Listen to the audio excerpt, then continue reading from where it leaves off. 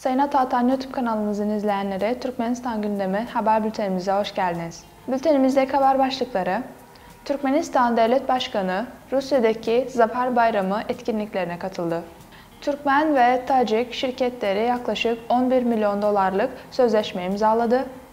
Ve son haberimiz, Amerikalı ve Türkmen bilim adamları 80 eski el yazmasını restore ettiler. İlk haberimiz, Türkmenistan Devlet Başkanı Rusya'daki Zafer Bayramı etkinliklerine katıldı. Türkmenistan Devlet Başkanı Serdar Berdimuhamedov, Rusya Devlet Başkanı Vladimir Putin'in davetlisi olarak 1941-1945 yıllarındaki 2. Dünya Savaşı zaferinin 78. yıl dönümü münasebetiyle askeri geçiş törenine katıldı.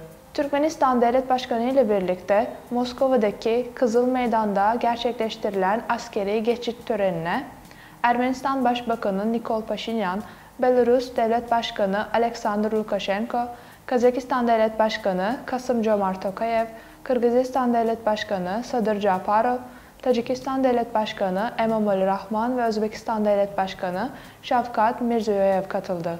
Geçiş töreni, Rus bayrağı ve Zafer Sancağı'nın Kızıl Meydan'a çekilmesiyle başladı. Geçiş töreni, Kara Kuvvetleri Başkomutanı Ordu Generali Oleg Salyukov tarafından yönetildi ve Savunma Bakanı ve Ordu Generali Sergey Shoigu tarafından kabul edildi.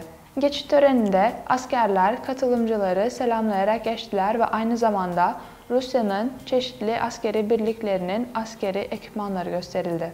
Sıradaki haberimiz, Türkmen ve Tacik şirketleri yaklaşık 11 milyon dolarlık sözleşme imzaladı.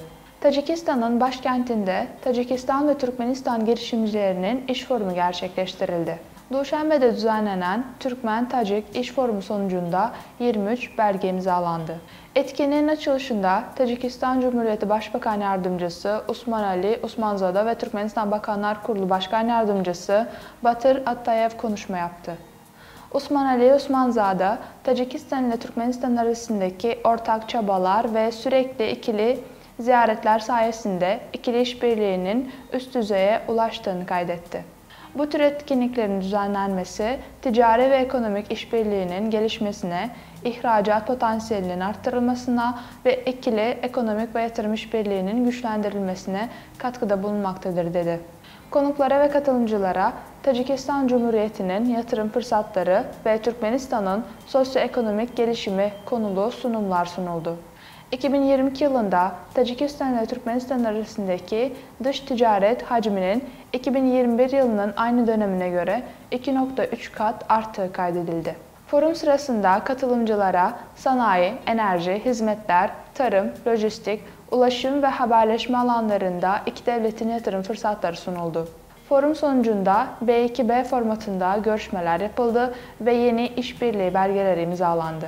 Son haberimiz, Amerikalı ve Türkmen bilim adamları 80 eski el yazmasını restore ettiler.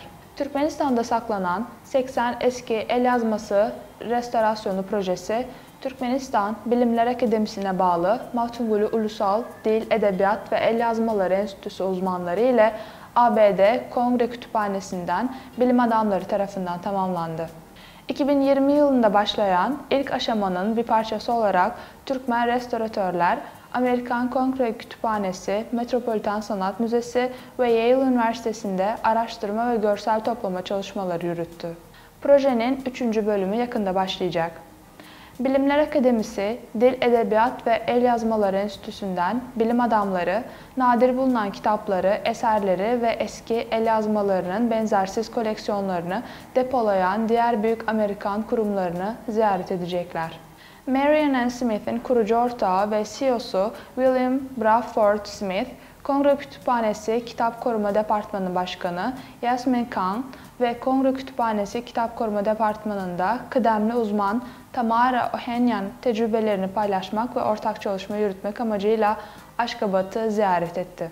Sayın Atatan YouTube kanalımızın seyircileri, Türkmenistan ile ilgili Türkçe haberlerimizi atatanturkmenistan.com haber sitemizden takip edebilirsiniz. İyi günler.